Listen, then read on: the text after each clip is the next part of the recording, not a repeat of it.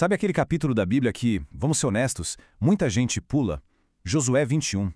Parece só uma lista de cidades, nomes, meio maçante, né?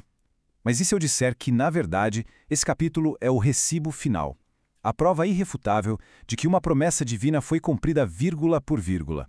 Para a gente entender a força desse capítulo, a gente precisa começar pelo fim. É com essa declaração, essa martelada final, que a história se encerra. Depois de anos de deserto, de batalhas, a promessa de uma terra e de descanso finalmente se torna realidade. E o texto faz questão de frisar: nenhuma promessa falhou. Nenhuma. Bem, uma coisa é afirmar que tudo se cumpriu. Outra, completamente diferente, é provar. E é exatamente isso que Josué 21 faz. Ele não só declara, ele demonstra. Ele apresenta a última evidência, o item final que precisava ser ticado para que a promessa fosse considerada de fato completa. E essa peça final do quebra-cabeça envolve a tribo de Levi. Imagine a cena. Todas as outras tribos já estão se estabelecendo em seus territórios. E aí os líderes dos levitas chegam para conversar com Josué e o sacerdote Eleazar. Eles não vêm pedir um favor, não. Eles vêm reivindicar o que Deus tinha ordenado. E para entender o pedido deles, é fundamental a gente lembrar quem eram os levitas. Eles eram diferentes. Ao contrário das outras tribos, eles não ganharam uma grande fatia de terra para chamar de sua. A missão deles era outra: cuidar das coisas de Deus, servir no tabernáculo e, mais tarde, no templo. Eles eram o coração espiritual da nação. Essa comparação aqui deixa tudo bem claro. De um lado, as tribos com uma herança física, concreta, a terra. Do outro, os levitas, cuja herança, o texto diz, era o próprio Senhor. A missão deles não estava presa a um lugar.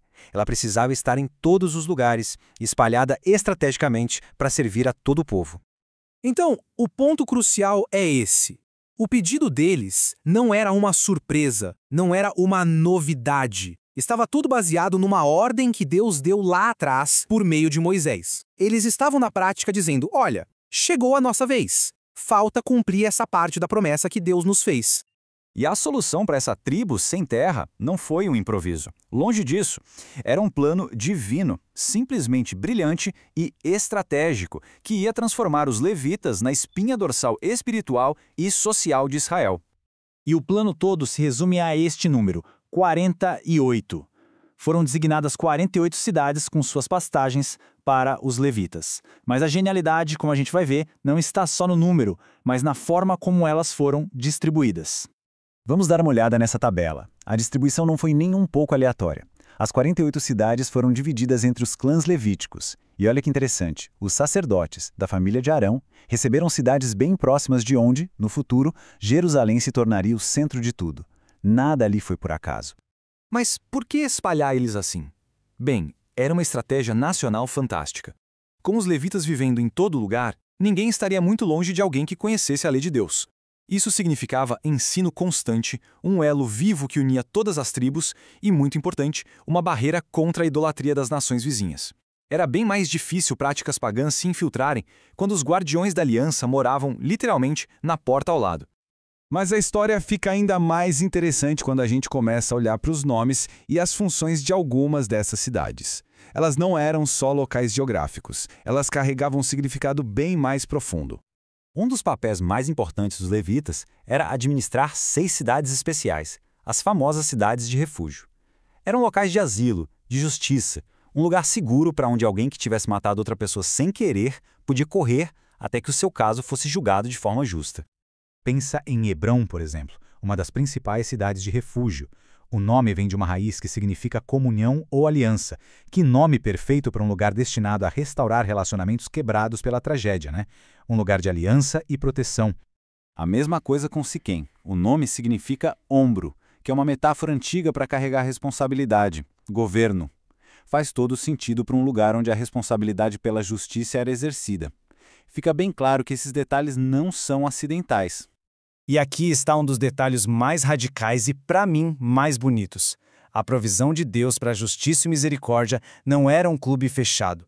O texto é claríssimo. O refúgio era também para o estrangeiro. Uma porta aberta, mostrando um Deus que não faz distinção entre as pessoas. Agora, a gente chega num dos temas mais poderosos que essa história revela.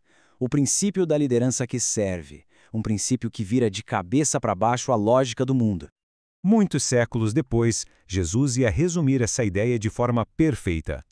O maior é aquele que serve. A verdadeira liderança não tem a ver com estar no topo, mas com se colocar a serviço de todo mundo. E é exatamente isso que a gente vê acontecendo em Josué.